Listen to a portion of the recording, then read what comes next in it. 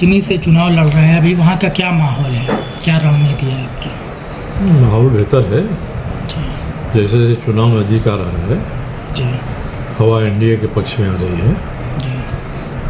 और मुझे लगता है कि चुनाव आते दिन ये हवा आंधी बन जाएगी।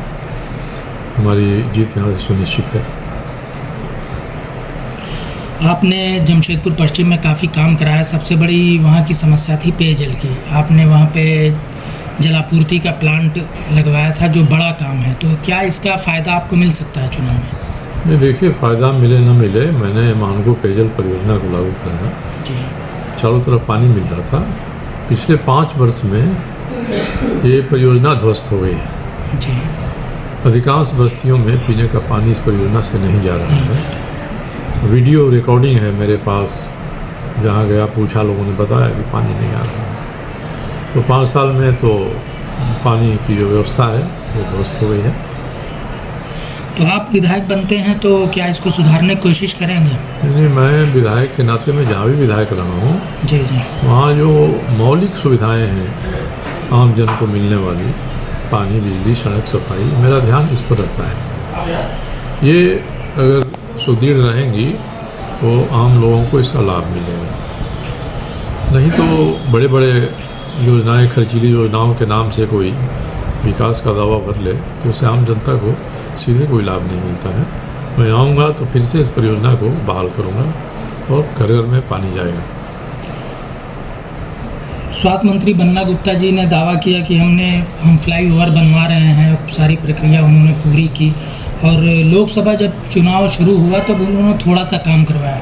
अभी विधानसभा चुनाव शुरू हुआ है तो वो काम शुरू हुआ है, लेकिन उस तरह नहीं लग रहा कि मतलब बड़े पैमाने पर शुरू जैसे होना चाहिए था। तो क्या ऐसी आशंका है कि विधानसभा चुनाव में के बाद काम रुक जाएगा, या फिर बन्ना गुप्ता हार गए तो होगा कि परियोजना आगे नहीं बढ़ नहीं, कोई परियोजना किसी के हारने जीतने से रुकती नहीं है। अगर स्वीकृत है सरकार से, सरकार ने फंड अलॉट किया है, तो कोई विधायक रहे उससे कोई अंतर नहीं पड़ता है, परियोजना तो जारी रहेगी। पर इस परियोजना में मैं एस्टीमेट घोटाला और डिजाइन घोटाला देखता हूँ। मैंने अपने क्षेत्र में जमशेदपुर पूर्वी में भुइयाडीह के लीटी चौक से स्वर्णरेखा पर पुल बनाना और वहाँ से 4 किलोमीटर की 4 लेन सड़क बनाकर उसको नेशनल हाईवे से भिलाई पहाड़ी में जोड़ना, ये स्कीम पारित कराया। इसका शिलान्यास हो गया, ठेकेदार बहाल हो गया। इस पर खर्च आ रहा है केवल 40 करोड़ रुपया। और बन्ना गुप्ता जो फ्लाईओवर बनवा रहे हैं उस पर खर्च आ रहा है 471 करोड़ रुपया। काफ़ी बड़ा डिफरेंस दोनों खर्च की कोई तुलना कर ले तो समझ में बात आएगी कि इसका एस्टीमेट इतना बढ़ा चढ़ा कर क्यों बनाया गया है, इससे क्या फ़ायदा है। दूसरी बात है कि कोई भी इस तरह की परियोजना बनती है तो मुख्य काम क्या है इसका, कि जहाँ नदी है, नदी के ऊपर पहले फ्लाईओवर या पुल बने, उसका अता पता है नहीं। दूसरे साक्षी के इलाके में भी कहीं कुछ काम नहीं हो रहा है, केवल मानगो के इलाके में काम दिखा के और ट्रैफिक की समस्या पैदा की जा रही है। यह उचित नहीं है। जब तक नदी में पुल नहीं बन जाता है तब तक तो फ्लाईओवर बनने का कोई मतलब नहीं है। तो मानगो में फ्लाईओवर के खंभे खड़ा कर दीजिए तो उससे पुल नहीं बनती है और न फ्लाईओवर का काम कंप्लीट होता है। इससे आम जनता को लंबे समय तक परेशानी झेलने के लिए विवश होना पड़ेगा। जहाँ पे फ्लाईओवर बनता तो पहले ब्रिज बनाया जाता है, उसके बाद फिर ये अप्रोच रोड बनती है। पहले ब्रिज बनता, देखिए रेलवे ट्रैक के ऊपर भी, रेल लाइन के ऊपर भी जो फ्लाईओवर बनता है तो पहले फ्लाईओवर बन जाता है, उसके बाद दोनों तरफ नीचे फ्लाईओवर गिराया जाता है जी। इसमें ये होना ही चाहिए था कि नदी के भीतर पहले पुल बन जाता, फिर फ्लाईओवर को दोनों तरफ हम गिराते। ये काम तो हो नहीं रहा है, काम नहीं हो रहा है। इसलिए ये दिखावा के लिए और चुनाव में लोगों को दिग्भ्रमित करने के लिए हो रहा है।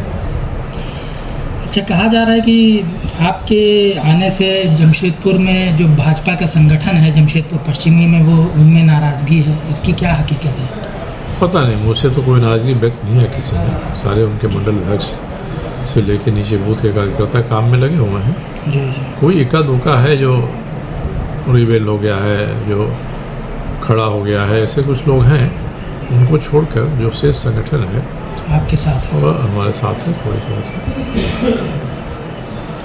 कुछ दिनों पहले ढुल्लू महतो जी आए थे जमशेदपुर में, तो उन्होंने खुलेआम ऐलान किया था, वो भाजपा के सांसद हैं। उन्होंने कहा था कि सरयू राय जी को हराना है, अभियान चलाना है, और बहुत कई तरह की शब्दावली इस्तेमाल की थी। फिर उसके बाद उनका कोई खंडन नहीं आया। तो इस मामले में आपने क्या भाजपा के शीर्ष नेतृत्व से शिकायत की थी? नहीं, मैंने कोई शिकायत नहीं की है, मेरा काम भी शिकायत नहीं करना है।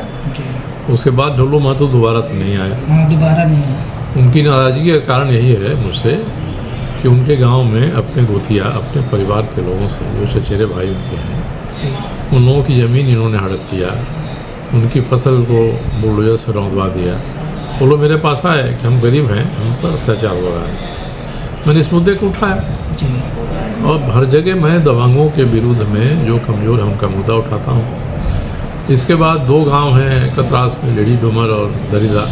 जी। वहाँ बागमारा धनबाद मेन जो पथ है, सड़क है, उसके किनारे ऊंची दीवार खड़ा कर दिया। अब वो किसान अपने खेत में नहीं जा सकते हैं। मेरे पास वहाँ एक किसान आए, उन्होंने कहता है कि ढुल्लू महतो ने काम किया है। हमको कहते हैं कि जाओ तुम लोग हेलीकॉप्टर से उस पर जाए, खरीद करो, नहीं तो हमको औने पौने दाम में जमीन बेच दो। तो मैंने उनको आश्वस्त किया कि आप गरीब हैं, कमज़ोर हैं, और उसमें पिछड़ी और अत्यंत पिछड़ी जाति के ही 95% लोग हैं उसमें। मैंने इस मामले को उठाया, राज्यपाल से कहा, जांच हुई, भाई मेरे पास कोई गरीब गुरबा आता है, कोई दबंग उसको परेशान कर रहा है, तो मैं इस बात को उठाता हूँ, आगे भी उठाऊँगा।